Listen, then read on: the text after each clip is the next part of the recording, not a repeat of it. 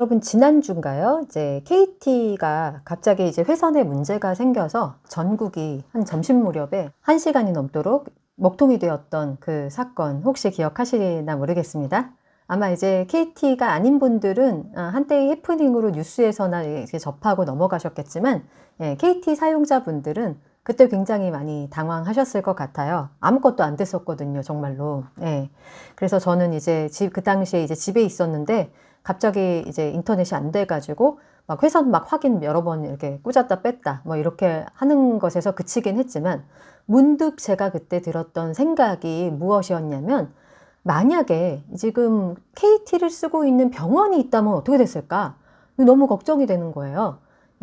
그냥 일반 뭐 접수하고 뭐 처방전 내주고 이런 거 말고 중환자실 같은 곳에서 컴퓨터로 뭔가가 이렇게 처치가 진행이 되고 있는 곳이라면 정말 이거 큰 낭패인데, 이런 생각이 들어서 갑자기 이제 등골이 오싹하더라고요. 또 이제 산업 재해가 일어날 수도 있을 만한 그런 공장 같은 곳, 그런 데서는 뭐 문제가 없었을까? 뭐 이런 생각이 들기도 하고요. 어쨌든 그때 뭐 뉴스에서는 뭐 전국에 있는 이제 자영업에서 이제 결제하는 게 안 돼가지고 많은 피해를 보셨다라는 말씀은 있으셨지만, 그래도 순간적으로 한 1시간 정도의 그 상황 속에서 정말 뭐 긴급하게 생명과 관련된 일을 하는데 이 넷망이 꼭 필요한 그런 처치가 필요한 곳이었다면 이건 정말 큰 사건이었을 수도 있겠다라고 해서 이게 조마조마한 마음으로 그 다음 뉴스를 좀 기다렸던 기억이 나요. 잘 지나갔으면 좋겠다 이런 마음이었었는데요. 이제 나흘 후에 보았더니 알고 봤더니 인재였다라는 것이었죠. 그래서 KT의 이제 부산이었나요? 거기서 기업망의 무슨 라우터를 교체하는 작업 중에서 이제 엑시트라는 이제 명령어를 하나를 입력을 안 해가지고 벌어진 어떤 어이없는 실수였다, 이렇게 말씀을 하시더라고요. 어떤 작업자분의 한순간의 어떤 작은 실수가 이렇게 전국을 마비시켜 놓다니, 정말 이 넷망으로 연결된 이 우리 사회에서 이런 것이 얼마나 큰 문제인지 실감을 하게 되는 계기가 되었습니다. 제가 왜 오늘 이런 말씀을 드리느냐면요. 우리가 이제 엄마표 영어를 하고 있는데, 이제 엄마표 영어에서 실수를 바라보는 자세에 대해서 이야기를 하고 싶기 때문입니다. 여러분은 그 엄마표 영어와 이제 학교 교육 혹은 학원 교육과의 가장 큰 차이가 무엇이라고 이제 생각하시는지 모르겠습니다. 저는 한마디로 말씀을 드리자면 바로 오늘의 이야기 주제라고 생각을 해요. 유창성과 정확성, 이 두 가지 중에 무엇을 추구하는지에 달려 있다고 생각을 합니다. 눈치채셨겠지만 이제 엄마표 영어는 유창성에 초점을 둔 영어 교육 방법인 거죠. 그래서 많은 콘텐츠들을 듣고 읽어가면서 기본적인 영어의 기초 체력이라고 할까요? 그런 것들을 쌓아가면서 나중에 아웃풋이 나오는 건데요.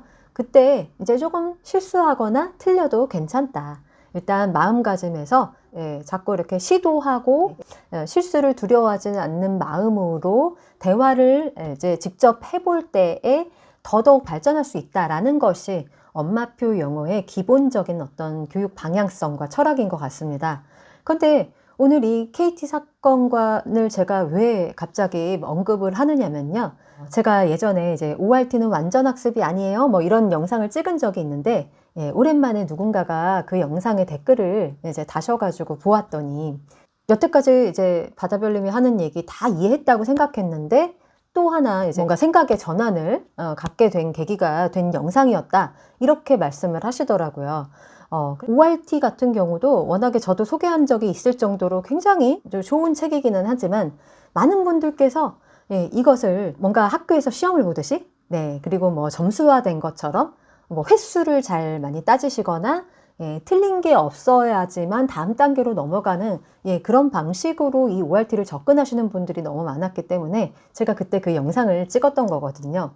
요점만 다시 말씀을 드리자면, ORT가 너무너무 좋은 책이지만 이것을 너무 학습하듯이 여러 번 반복을 한다거나 물론 이제 반복을 좋아하는 아이들은 예외이지만 제가 직접 만났던 아이들은 반복을 그렇게 좋아하는 아이들이 없었거든요. 이제 초등 아이들이었기 때문에 아이들은 빨리 다음 내용이 궁금한데도 계속 이것을 엄마한테 이제 책을 빌려드리면 여러 번 반복을 시키니까 아이가 좀 책을 싫어하게 되는 경우도 저는 보았기 때문에 그렇게 하시지 말고 내용에 집중하면서 자유롭게 아이가 책을 즐기면서 다독을 하게끔 해 주십시오. 이렇게 저는 항상 말씀드리는 편이거든요. 이게 문제가 뭐냐면 모든 사람들이 이제 학습을 하듯이 언어를 바라볼 때 우리가 그 결과가 어떤지를 이미 보았지 않습니까? 그런데 그 어떤 결과가 나왔나요? 항상 우리가 하는 그 말이나 글이 뭔가 잘못되면 어떡하지? 항상 조마조마한 태도를 가지게 된 것 같아요. 그래서 내가 혹시 실수하면 어떡하지? 아, 이게 문법 법칙에 맞지 않으면 어떡하지? 저도 뭐 이것을 이제 아직도 조금씩 갖고 있는 것 같아요. 그래서 물론 이제 저는 가르치는 사람이기 때문에 가끔 제가 이렇게 아이들한테 피드백 해주는 거 한번 찾아는 보지만 제가 제 영어를 좀 늘리고 싶다라고 할 때 외국인이랑 혹은 만나서 이야기를 나눌 때에는 정확하건 아니건 그런 거 신경 하나도 쓰지 않고 대화 내용에 집중을 하면서 말을 했던 것 같습니다. 그래야지만 원어민들도 굉장히 편하게 여기고 뭔가 소통이 되는 듯한 느낌이 들잖아요. 근데 제가 옛날에 어떤 화상 영어에서 한번 그런 얘기를 들은 적이 있는데 한국 사람이랑 중국 사람이랑 일본 사람의 공통점이 너무 이제 정확한 것에 너무 초점을 맞춰가지고 혹시라도 실수를 할까봐 굉장히 몸을 사리고 소심한 그런 모습들을 많이 봐서 답답하다 이런 말씀을 하셨어요. 그래서 저도 정말 공감을 합니다. 그래서 어떻게 보면은 이런 현상, 우리 교육이 추구했던 정확성, 정확성에 너무나 초점이 맞추어져 있는 우리가 전통적인 교육을 받아왔기 때문에 이런 교육에서 나온 어떤 결과는 오히려 우리가 아웃풋을 멀리하게 된 것 같아요. 진짜 아웃풋. 여러분 진짜 아웃풋이 뭐예요? 그러니까 시험을 잘 보는 거, 뭔가 암기한 거를 잘 쓰는 거 이런 게 아니잖아요. 정말 진정한 소통, 사람들하고 그때그때 대화를 나누거나 뭐 영상을 보았으면은 그 영상에 대해서 내가 느낀 점을 그냥 뭐 댓글로 남길 수도 있고 혹은 자연스럽게 이제 뭐 인사를 나누거나 뭐 이런 아웃풋이 이렇게 발전을 하려면 뭔가 우리가 이제 그 한치의 오차도 있으면 안 된다. 이런 마인드에서는 좀 벗어나야 되는 거거든요. 그런데 우리는 어쩌다가 마치 KT의 통신 사고로 인해서 전국이 마비되라도 될 것 같은 그런 실수를 하면 어떡할까? 라는 듯한 그런 마음가짐으로 언어를 대하게 되었지? 이런 생각을 하게 되는 거죠. 그래서 정말 그 사람의 실수가 절대 있어서는 안 되는 분야가 있어요. 방금 말씀드렸던 그런 뭐 통신이 사람의 생명하고도 연결될 수 있기 때문에 절대로 실수가 있어서는 안 되는 거죠. 그래서 이중 삼중으로 정말 완벽하게 실수를 차단할 수 있는 노력들을 하셔야 되는 거죠. 원전에 있는서 종사하시는 분들이 뭔가 기계 오작동하면 완전 큰일 나는 거지 않습니까? 혹은 뭐 기계를 작동하시는 곳은 공장 같은 경우 너무나 안전을 위한 어떤 그런 실수를 차단해야 하는 그런 것은 당연하게 요구되어지는 어떤 그런 자세라고 생각이 되어집니다. 하지만 이 언어 교육은 다르다는 거죠.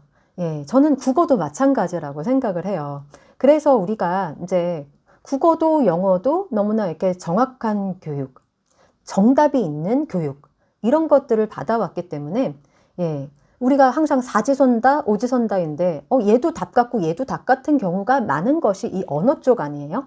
국어가 특히나 그런 경우가 많거든요. 근데 이제 항상 우리는 무엇인가 이렇게 주어진 것들에 대해서 달달 암기해서 정확한 거를 이렇게 찾아내야 되는 그런 교육을 뭐 1, 2년을 한 것도 아니고 이 기간이 너무 길어서 우리가 그게 완전 너무나 체화되었기 때문에 아무리 제가 이 엄마표 영어의 본질에 대해서 많은 분들께 말씀을 드려도 이 마인드를 이렇게 전환한다는 것이 그렇게 쉽지가 않다는 것을 제가 보게 되어서 좀 안타까운 마음이 들 때가 많았었거든요. 네, 어쨌든 이제 제 구독자분들 같은 경우는 이제는 제가 말씀드리는 게 무엇인지 아실 것 같지만 혹시라도 오늘 이 영상으로 엄마표 용어를 처음 이제 알게 되신 분들은 한번 잘 먼저 생각을 해보시길 바래요. 그래서 제가 저는 이제 맘스쿨에서도 여러분들의 생각을 좀 듣는 그런 커뮤니티 기능을 좀 활성화했더니 많은 분들의 생각을 제가 또 볼 수 있어서 좋더라고요. 여러분들끼리도 또 서로 소통을 하시기도 하시는데, 이렇게 많은 사람들이 공감하는 이런 문제가 있는데에도 왜 이것이 이렇게 쉽게 바뀌지 않을까라는 이런 생각과 안타까움이 있지만, 이제 저는 제가 있는 이 자리에서 계속해서 우리 아이들이 좀 편안하고 즐겁게 좀 실수해도 괜찮다라는 마인드로 이 언어의 아름다움을 충분히 누리는 그런 교육을 하기를 바라고 있습니다. 이제 국어도 마찬가지라고 생각하거든요. 그래서 국어 이제 시험 같은 거 보면은 여러분 옛날에 기억이 나실까 모르겠는데 좀 너무 그 시험의 정답을 맞추는 그런 교육이다 보니까 그 저자의 생각에 너무 한정되어 있는 듯한 교육? 나의 생각은 없고 저자의 생각만 남아있는 그런 교육? 그러다 보니까 우리가 아웃풋을 할 수가 없는 교육이어 왔던 것 같아요. 저는 이 점이 제일 안타깝습니다. 다른 과목은 모르겠어요.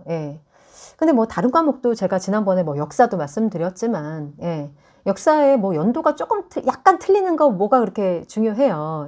뭐 16년이나 뭐 14년이나 뭐 비슷할 수가 있잖아요.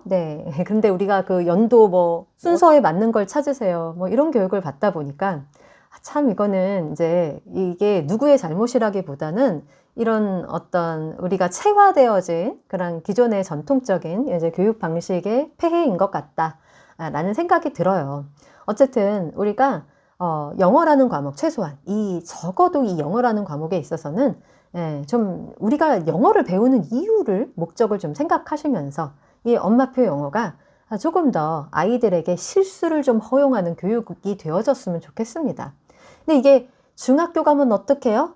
중학교 가면은 아이들이 또 그때는 좀 달라져 있기를 바라고는 있어요. 우리 지금 어린 친구들이 중학교 갈 때쯤 되면. 근데 현재 이제 중학교, 고등학교에 있는 친구들은 그동안 우리가 엄마표 영어로 행복하고 즐거운 이제 영어를 해왔으니까 정확성에 대한 것도 역으로 이제 자기가 정말 내가 알아왔고 내가 내 입 밖으로 나오는 이 자연스러운 영어가 어떤 원리에 의해서 이렇게 되고 있는가라는 것을 좀 학습하고 탐구하는 태도로 조금만 변화하면 문법에 그렇게 오랜 시간을 그렇게 비용도 많이 들여가면서 이렇게 보낼 필요가 있을까? 저는 좀 그런 생각을 합니다. 여러분의 생각은 어떠신지 또 댓글도 많이 기다리겠습니다. 그럼 오늘 영상은 이것으로 마치고요. 저는 다음 영상에서 또 만나 뵙는 걸로 하겠습니다. 오늘도 시청해 주셔서 감사합니다.